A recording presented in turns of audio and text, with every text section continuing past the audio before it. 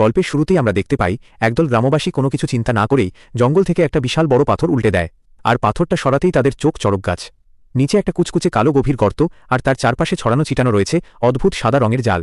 এটা দেখে একজন লোক জোরে চিৎকার করে তার বাকি বন্ধুদের ডাকে। সবাই তড়িঘড়ি করে ছুটে আসে, কিন্তু তারা সেখানে কোনো ভালো কাজ করতে আসেনি। তারা সাথে করে নিয়ে এসেছিল বিষাক্ত গ্যাসের একটি বক্স। তারা আর এক মুহূর্তও সময় নষ্ট না করে দ্রুত সেই বিষাক্ত গ্যাসের ভাল্বটি খুলে দেয়। দেখতে দেখতে পুরো গর্তের ভেতর হলুদ রঙের বিষাক্ত ধোঁয়া ছড়িয়ে পড়ে। এরপর গ্রামবাসীরা কৌতূহল নিয়ে তারা দ্রুত অনেকগুলো মাকড়সা ধরে ফেলে। ঠিক তখনই তাদের লিডার জন মাটিতে পড়ে থাকা একটি ছুরি তুলে নেয়, আর কোনো দয়ামায়া না দেখিয়ে এক ঝটকায় ছটফট করতে থাকা নিজের সেই বন্ধুকে খুন করে দেয়। এরপর এই মরুভূমির মারাত্মক বিষাক্ত মাকড়সাগুলোকে চড়া দামে বিক্রি করে দেওয়া হয় এবং বিভিন্ন দেশে পাচার করা হয়। আর অদ্ভুত বিষয় হল, এই মাকড়সাগুলো পেট লাভারদের ভীষণ প্রিয় হয়ে ওঠে। ঠিক এই রকমই একজন ছেলে হল জ্যাক। জ্যাকের একটা বড় সাইজের মা মাকড়সা খুব পছন্দ হয়ে যায়। সে পুরো 1.5 লাখ টাকা খরচ করে সেটাকে কিনে নেয় এবং গুপ্তধনের মতো করে নিজের বাড়ি নিয়ে আসে। আসলে জ্যাকের ঘরটা কোনো সাধারণ ঘর ছিল না, ওটা ছিল একটা আস্ত বিষের গুদাম ঘর। সেখানে আগে থেকেই ছিল বিষাক্ত বিচ্ছু, বাদুড়, রাজহাঁস, মাঝে মাঝে তেলাপোকা এবং অত্যন্ত বিপজ্জনক সোর্সম্যান ব্যাং। তার সংগ্রহে শুধু একটা বিষাক্ত মাকড়সার কমতি ছিল। জ্যাক চরম উত্তেজিত হয়ে তার নতুন মাকড়সাটিকে বের করে। সে খুব ভালো করে মাকড়সাটাকে দেখে এবং ভালোবেসে তার নাম রাখে বেবি। এরপর সে একটা জুতো রাখার বাক্স নেয়, তাতে অনেকগুলো টিস্যু পেপার বিছিয়ে মাকড়সাটাকে তার ভেতর রেখে দেয়। তারপর রুমে গিয়ে ঘুমিয়ে পড়ল। পরদিন সকালে উঠে সে তার বাড়ির লোকজনকে মাকড়সা পালিয়ে যাওয়ার ব্যাপারে একটি কথাও জানাল না। সে সোজাসুজি তাদের এলাকায় চলে গেল নিজের বন্ধু মাইককে জুতো জোড়া দিতে। একজন প্রফেশনাল রিসেলার হিসেবে সে 5,000 টাকার নকল জুতোর ওপর 8,800 টাকা লাভ করে বসল, যা তার কাছে বেশ সৎ ব্যবসায় মনে হল। মাইকও নতুন জুতো পেয়ে দারুণ খুশি হল এবং জলদি জ্যাকের হাতে টাকাটা তুলে দিল। কিন্তু ঠিক তখনই এক গুন্ডা, যে এর আগেও জ্যাকের রাতের ঘুম উড়িয়ে দিয়েছিল, সে আবার তাদের বিরক্ত করতে চলে এলো। সে ভেবেছিল জ্যাক নিশ্চয়ই কোনো ড্রাগ ডিলার এবং জুতোর বাক্সের ভেতরেই ড্রাগ লুকিয়ে রাখা হয়েছে। সে বলতে লাগল, এত দামি জুতোর ভেতর নির্বাহ হতে লাগল, আর উপস্থিত লোকজন তখন এক বিভীষিকাময় দিনের সাক্ষী হয়ে দাঁড়িয়ে রইল। ঠিক তখনই ভিড়ের মধ্য থেকে জিম নামের এক বৃদ্ধ লোক বলে উঠলেন, মাইকের মৃত্যু কোনো ড্রাগসের কারণে হয়নি, বরং কোনো এক মারাত্মক বিষাক্ত পোকার কামড়ে হয়েছে। বৃদ্ধের মুখে এই কথা শুনে জ্যাক চুপচাপ একপাশে গিয়ে দাঁড়িয়ে রইল। নিজের মুখ খোলার মতো কোনো সাহসই তার ছিল না। আসলে তখনও পর্যন্ত কেউই জানত না যে পুরো আবাসনটি ইতিমধ্যে মাকড়সার দখলে চলে গেছে। এই মাকড়সাগুলো অস্বাভাবিক দ্রুত গতিতে বংশবৃদ্ধি করছিল এবং আকারে দিন দিন দানবের মতো বড় হয়ে উঠছিল।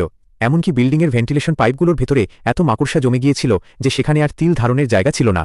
এরই মধ্যে সারা নামের এক মেয়ে বাথরুমে গিয়ে পা ধুয়ে নিচ্ছিল।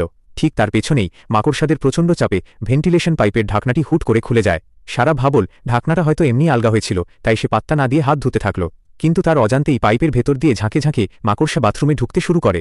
সারা যখন সেই ঢাকনাটা তুলে আবার লাগাতে গেল, পাইপের ভেতরের ভয়ঙ্কর দৃশ্য নিয়ে তোয়ালেটা ধরার চেষ্টা করতেই সে সামনে একটা বিশাল মাকড়সা দেখতে পায় এবং ভয়ে চরম চিৎকার করতে করতে নিজের বয়ফ্রেন্ড টমকে ডাকতে শুরু করে। টম কোনো ভয় না পেয়ে মাকড়সাটাকে ধরার চেষ্টা করতে লাগল। ঠিক সেই মুহূর্তেই জ্যাক সেখানে এসে হাজির হয়। মাকড়সাটা দেখেই তার মনে হলো এটা তো ঠিক সেই মাকড়সাটার মতোই দেখতে যা সে 1.5 লাখ টাকা দিয়ে কিনেছিল। জ্যাক তড়িঘড়ি করে টমকে বারণ করল যাতে সে মাকড়সাটাকে না মারে, কিন্তু ওদিকে সারা ভয়ে অনবরত চিৎকার করে যাচ্ছিল মাকড়সাটাকে জলদি মেরে ফেলার জন্য। টম ভাবল, একটা সামান্য মাকড়সাকে এত ভয় পাওয়ার কি আছে। মাকড়সাটি তখন বেসিনের নিচে গিয়ে লুকিয়ে পড়ে। টম একটা ঝাড়ু নিয়ে ওটাকে মারার চেষ্টা করে, কিন্তু মাকড়সাটা তো মরলই না, উল্টো শত শত ছোট ছোট মাকড়সা বেরিয়ে চারদিকে ছড়িয়ে পড়ল। শুধু তাই নয়, বাথরুমের ড্রেনের ভেতর থেকেও ঝাঁকে ঝাঁকে মাকড়সা ওপরে উঠে আসতে শুরু করল। এই ভয়ঙ্কর দৃশ্য দেখে সারা আর এক মুহূর্ত সেখানে না দাঁড়িয়ে চিৎকার করতে করতে বাথরুম থেকে পালিয়ে গেল। পরিস্থিতি বেগতিক দেখে সবাই মিলে বাথরুমের দরজাটা ভালো করে টেনে সেটার চারপাশ টেপ দিয়ে একদম সিল করে দিল। সবকিছু একটু শান্ত হওয়ার পর টম রেগে গিয়ে জ্যাককে জিজ্ঞাসা করল যে এই সবের আসল রহস্যটা কি। প্রথমে জ্যাক বেশ ইতস্তত করছিল এবং সত্যিটা লুকাতে চাইছিল, কিন্তু পরিস্থিতি যখন হাতের বাইরে চলে যেতে লাগল তখন সে বাধ্য হয়ে স্বীকার করল যে তার কিনে আনা মাকড়সাটি ঘর থেকে নিখোঁজ হয়ে গেছে। তবে সে জোর দিয়ে বলতে লাগল যে বাথরুমের এই মাকড়সাগুলো কোনোভাবেই তার মাকড়সার বাচ্চা হতে পারে না, কারণ সে মাত্র একটা মাকড়সা কিনেছিল আর এত অল্প সময়ের মধ্যে সেটার এত বাচ্চা দেওয়া কোনোভাবেই সম্ভব নয়। সে আরও বলল যে তার মাকড়সাটি হয়তো এতক্ষণে ঘরের কোথাও জাল বুনতে বুনতে নিজেই মরে গেছে। সবাই তখন এখন এক চরম বিপদের মুখে দাঁড়িয়ে। ওদিকে বিল্ডিংয়ের খালাসি বা ঝাড়ুদার মহিলাটি যখন ময়লার স্তূপ পরিষ্কার করতে গেল, সে সেখানে মাকড়সার বিশাল বড় বড় অসংখ্য জাল দেখতে পেল। কিন্তু অদ্ভুত ব্যাপার হলো, এত কিছু দেখেও সে বিন্দুমাত্র ভয় পেল না। মুখে একটা মাস্ক পরে নিল, 2 হাতে 2টো পোকামাকড় মারার স্প্রে তুলে নিল এবং মাকড়সার জালগুলোর ওপর অনবরত স্প্রে করতে শুরু করল। কিন্তু স্প্রে করার পর মাটিতে পড়ে যাওয়া মরা মাকড়সাগুলোকে দেখে সে নিজেই পুরোপুরি চমকে উঠল, কারণ সেই মাকড়সাগুলো আকারে তার খেয়ে আসা কাঁকড়ার চেয়েও অনেক বড় ছিল। গলির ভেতর আরও অসংখ্য মাকড়সার জাল দেখে সে ছাদের দিকের ঢাকনাটা সরিয়ে ভেতরে তাকাল, আর সেখানে তাকাতেই তার চোখ চড়ক গাছ। পুরো ছাদের ভেতরের অংশটা যেন একটা আস্ত মাকড়সার নরক বা আস্তানায় পরিণত হয়েছে। যে কোনো সাধারণ মানুষ এই দৃশ্য দেখলে ভয়ে কেঁপে উঠত, কিন্তু সেই সাহসী মহিলাটি দমে যাওয়ার পাত্রী ছিল না। সে আবারও ভালো করে মাস্কটা পরে নিল। এরপর 2 হাতে 2টো স্প্রে বোতল নিয়ে ভালো করে ঝাঁকিয়ে ছাদের ওপর স্প্রে করা শুরু করল। পুরো দুটো বোতল খালি করার পর সে নিজের মাথায় একটা হেডল্যাম্প জ্বালিয়ে নিল এবং মাকড়সাগুলো আদেও মরেছে কিনা তা পরীক্ষা করতে ভেতরে ঢুকল। কিন্তু হরর মুভিতে ঠিক যেমনটা ঘটে এখানেও ঠিক তাই হলো। করার চেষ্টা করছিল, কিন্তু ফ্রেঞ্চ পুলিশ তাদের কোনো ফোনেই সাড়া দিচ্ছিল না।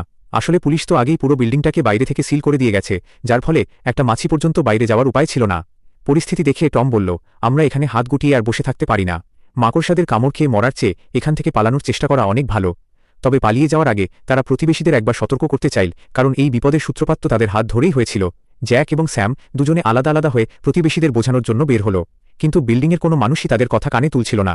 লোকজন হাসাহাসি করে বলছিল, আরে একটা সামান্য মাকড়সা তো পায়ের চটি দিয়ে পিষে মেরে ফেলব, এর জন্য এত ভয় পাওয়ার কি আছে। জ্যাক তখন বব নামের এক প্রতিবেশীর দরজায় কড়া নাড়ল।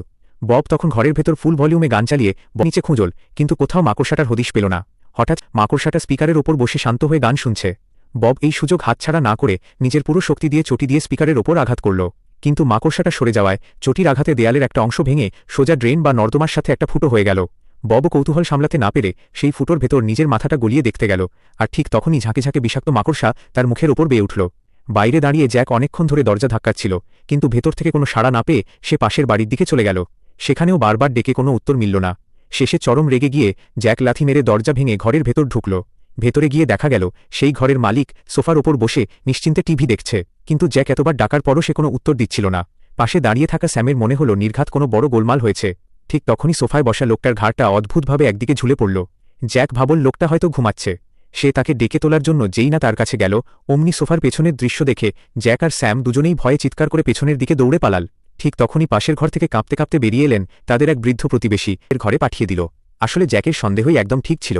গ্র্যান্ডপা জোকে ইতিমধ্যে মাকড়সা কামড়ে দিয়েছিল এবং তার পুরো ঘরটাও মাকড়সায় গিজগিজ করছিল। আসলে যে সমস্ত মানুষকে এই মাকড়সাগুলো শিকার বানাচ্ছিল তাদের শরীরের ভেতরেই ছোট ছোট মাকড়সাগুলো খুব দ্রুত বড় হয়ে উঠছিল, আর পুরোপুরি বড় হয়ে যাওয়ার পর সেগুলো শরীর ফুঁড়ে বাইরে বেরিয়ে আসছিল। এখন পুরো বিল্ডিংটাই মাকড়সাদের একটা বিশাল শিকার ক্ষেত্রে পরিণত হয়েছে। টম তড়িঘড়ি করে ইন্টারনেটে সার্চ করে জানতে পারল যে পরিবেশের পরিবর্তন হলে কিছু কিছু মাকড়সা নিজেদের রূপ বদলে মারাত্মক মিউটেশন ঘটাতে পারে, আর তারা যদি প্রচুর পরিমাণে খাবার পায় তবে তাদের বংশবৃদ্ধি করার গতি বহুগুণ বেড়ে যায়। জ্যাক নিশ্চিতভাবে ঠিক তেমনই একটা মাকড়সা কিনে এনেছিল, কিন্তু এখন আর অনুশোচনা করে কী লাভ। ঠিক তখনই ঘর থেকে টপ টপ করে রক্ত পড়ার শব্দ পাওয়া গেল। টম দরজা খুলে ভেতরে তাকাতেই দেখল কুকুর রেক্সের পেট ফুঁড়ে একটা আস্ত মাকড়সা বাইরে বেরিয়ে আসছে। এই ভয়ঙ্কর দৃশ্য দেখে ফেরার পথে জ্যাক হঠাৎ খেয়াল করল যে টম তাদের সাথে নেই। সে টমকে খুঁজতে আবার পেছনের দিকে রওনা দিল। গিলতে আসা মাকড়সার জালে টম ততক্ষণে পুরোপুরি আটকে পড়েছে এবং তার মৃত্যু এখন একদম নিশ্চিত। সে দূর থেকে জ্যাককে ইশারা করে বলল যেন সে নিজেকে বাঁচানোর জন্য এখান থেকে পালিয়ে যায়। জ্যাকের তখন চেয়ে চেয়ে দেখা ছাড়া আর কিছুই করার ছিল না। সারা তার স্বামীকে বাঁচানোর জন্য ছটফট করছিল এবং জালের দিকে ছুটে যেতে চাচ্ছিল, কিন্তু জ্যাক তাকে শক্ত করে ধরে আটকে দিল। ঠিক সেই মুহূর্তেই ওপর থেকে এক ফোঁটা রক্ত এসে পড়ল স্যামের গায়ে। স্যাম যখন ওপরের দিকে তাকাল তখন ভয়ে তার কলিজা শুকিয়ে গেল। ওপরে মাকড়সার জালে ঝাড়ুদার মেরি আন্টির ক্ষতবিক্ষত লাশ ঝুলছে, আর এক বিশাল সাইজের মাকড়সা তার পেট ফুঁড়ে বাইরে বেরিয়ে আসছে। আর এক সেকেন্ডও সময় ছিল না। তারা সারাকে টেনে হিঁচড়ে ওখান থেকে নিয়ে সোজা একটা আবর্জনার ঘরে গার্বেজ রুম গিয়ে ঢুকল এবং দরজা বন্ধ করে দিল। মেরি আন্টির ছিটানো কড়া কীটনাশকের গন্ধের কারণে এই ঘরটাতে কোনো মাকড়সা ছিল না। পরিস্থিতি একটু শান্ত হলে স্যাম বলল, আমাদের এখন সোজা ছাদ বা রুফটপে চলে যেতে হবে এবং সেখান থেকে বাইরের দুনিয়ার কাছে সাহায্যের জন্য চিৎকার করতে হবে। হয়তো সেটাই এখন বেঁচে থাকার একমাত্র শেষ আশা। এছাড়া তাদের কাছে আর কোনো রাস্তাই খোলা নেই। তারা সবাই মিলে ছাদের দিকে রওনা দিল। ছাদের কাছে পৌঁছে স্যাম একটা স্টিলের ভারী দরজা একটুখানি ফাঁক করে ভেতরের দিকে তাকাল। ভেতরে ছিল ঘুটঘুটে অন্ধকার।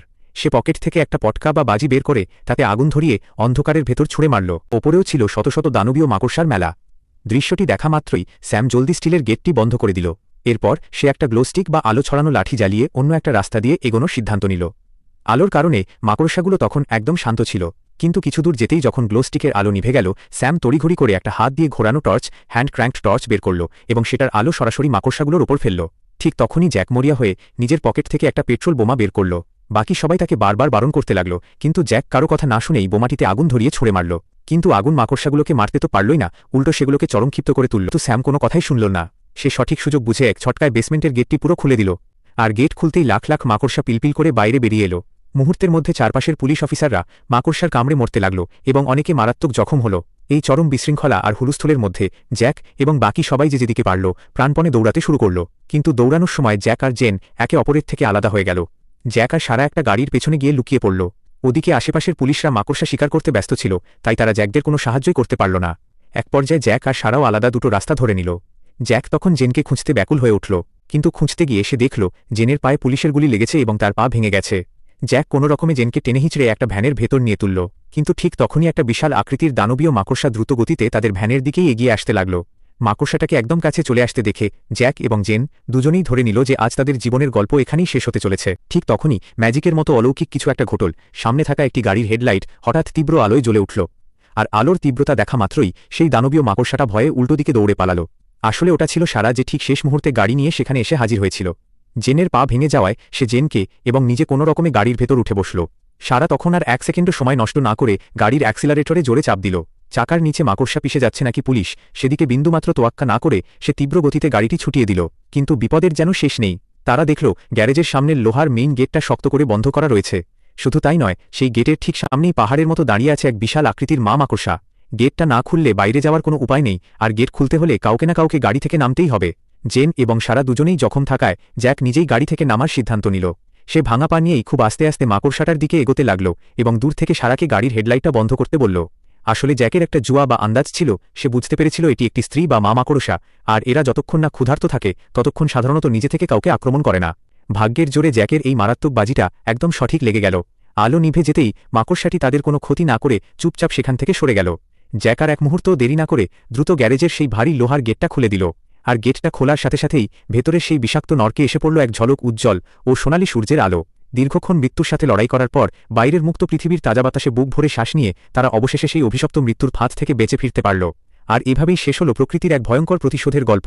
বন্ধুরা, আজকের এই হাড়হিম করা মুভি এক্সপ্লেনেশনটি আপনাদের কেমন লেগেছে? জ্যাকের ওই 1.5 লাখ টাকার মাকড়সাটি পুরো বিল্ডিংয়ের কি হাল করল তা দেখে আপনাদের কেমন অনুভূতি হলো কমেন্ট করে অবশ্যই জানাবেন। যদি ভিডিওটি ভালো লেগে থাকে তবে এখনই একটি লাইক দিন এবং আমাদের চ্যানেলটি সাবস্ক্রাইব করে পাশে থাকা বেল আইকনটি অন করে দিন। খুব তাড়াতাড়ি দেখা হবে এরকমই আরেকটি ধামাকাদার